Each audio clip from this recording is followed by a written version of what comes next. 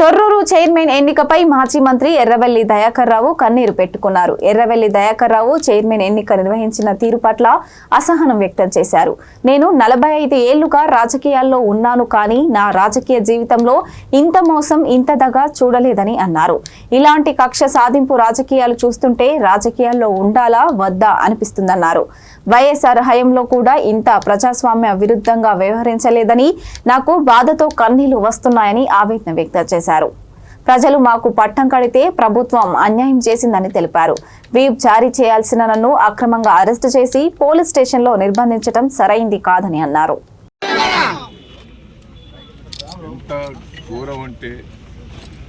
రేవంత్ రెడ్డి పరిపాలన ప్రజాస్వామ్యం అంటేనే ఘోరంగా తయారైంది. నిన్న మమ్మలను నేను విప్పు జారీ చేయాలి. ఆర్డీఓ ఆఫీస్కి కూడా పోయేందుకు నాకు అనుమతి ఇవ్వదు. కమిషనర్ ఆఫీస్కి కూడా పోయేందుకు అనుమతి ఇవ్వలేదు. అదే అమెరికాకు సంబంధించిన సిటిజన్షిప్ ఉన్న ఝాన్సీ గారిని ఆర్డీఓ ఆఫీస్ పోయింది, కమిషనర్ ఆఫీస్ పోయింది, మున్సిపాలిటీలో వాళ్ళ దగ్గర కూడా పోయి ఒక్కొక్కరికి ₹1 ఇస్తాం, 2 కోట్లు ఇస్తాం అంటే మా ఊళ్ళో ఎవరు కూడా అమ్ముకోలేదు. భయభ్రాంతులు చేసింది. ఎట్లా ఉంటే అంటే గతంలో నేను 45 ఏళ్ళ నుంచి రాజకీయాలు ఉన్నాను. ఈక్వల్ ఇప్పుడు కేసముద్రం ఉన్నది, ఈక్వల్గా ఉన్న కానీ ఎమ్మెల్యేకు ఓటు సమానం ఉన్నప్పుడు ఓటు హక్కు ఉపయోగించుకునే అవకాశం. ఇక్కడ ప్రజలు, తొర్రూరు పట్టణ ప్రజలు క్లియర్గా మాకు 9 ఇచ్చారు, వాళ్ళకి 7 ఇచ్చారు.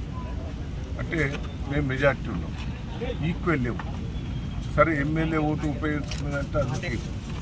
కానీ ఎంపీ కావ్య గారు వరంగల్లో ఆమె అప్లై చేసుకున్నది, వరంగల్లోనే నాకు ఓటకు కావాలని ఆమె పిటిషన్ పెట్టుకున్నది. ఆ పిటిషన్ ప్రకారంగా ఆమె పిలిచిండ్రు, ప్రమాణ స్వీకారం చేసిండ్రు. ఇక్కడ నీకు ఓటకు కల్పించినామని క్లియర్గా వాళ్ళకు ఆధారాలతో ఇచ్చింది. 3 రోజుల బట్టి మేము ప్రయత్నం చేస్తున్నాం. ఆర్డీఓ గారి దగ్గర, కలెక్టర్ దగ్గర, మున్సిపల్ కమిషనర్ దగ్గర. ఏమో ఓటకు ఇక్కడ ఉపయోగించుకున్నదట, దాన్ని ఆధారం ఇవ్వండి అని మా కోర్టు వాళ్ళు అడుగుతున్నారు. 3 రోజుల బట్టి ఆధారాలు కూడా ఇస్తారు. ఇవాళ ఓటేసి అది ప్రజాస్వామ్యం వేసినాక ఒక్కసారి ఆలోచించండి. జనగాంలో ఇద్దరు సమానంగా ఉంటే మా వాళ్ళని గుంజి కాంగ్రెస్ పార్టీతో సమానం వస్తే ఆడ టాస్లా వాళ్ళకే వచ్చింది. తొర్రూరులో టాస్లా చైర్మన్, వైస్ చైర్మన్ వాళ్ళకే వచ్చింది. అంటే దీంట్లో కూడా మోసం.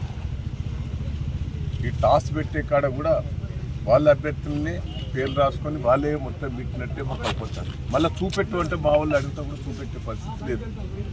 ఎట్లా తీసిందనే చూపెట్టు అంటే నాకు బాధ అనిపిస్తుంది. ఒక పక్క ఏడుపు కూడా వస్తుంది. ఏంది ప్రజలు ఇంత మాకు పట్టం కట్టిన తర్వాత ఎందుకు ఇట్లా చేస్తున్నారు ఈ ప్రభుత్వం? మరి అధికారులు ఇట్లా ఎందుకు చేస్తున్నారు? నన్ను ఎందుకు తీసుకొచ్చింది ఇక్కడ పోలీస్ స్టేషన్? మా వాళ్ళందరినీ అరెస్ట్ చేసినాడు. ఆడవాళ్ళు ఆబ్జెక్షన్ చెప్పేటోళ్ళు, మా చైర్మన్గా నిలబడ్డ కుటుంబ సభ్యులందరినీ కూడా పట్టుకొచ్చి పోలీస్ స్టేషన్లో పెట్టినట్టు. మా మిస్సెస్ను పోలీస్ స్టేషన్లో అరెస్ట్ చేసి పెట్టారు. నన్ను అడిగి రాకుండా చేశారు. నేను తొర్రూరులో నాకు ఇల్లు ఉన్నది, తొర్రూరులో నాకు ఆఫీస్ ఉన్నది. నేను ఎప్పుడు తొర్రూరులో పండుకుంటుంది. మరి నా తొర్రూరులో ఆఫీసులో నన్ను ఉంటానంటే కూడా ఆ నుంచి తీసుకొచ్చి ఇక్కడ పెట్టారు. నర్సులపేట తీసుకొచ్చారు. ఆడ ఝాన్సీ గారికి సిటిజన్షిప్ అమెరికాలో ఉన్నదా? ఇక్కడ ఇల్లు లేదు, ఏది లేదు, తొర్రూరులో బాధాపుతున్నదా? అంటే ఎంత ఘోరం అండి. 45 ఏళ్ళ రాజకీయాలలో ఇంత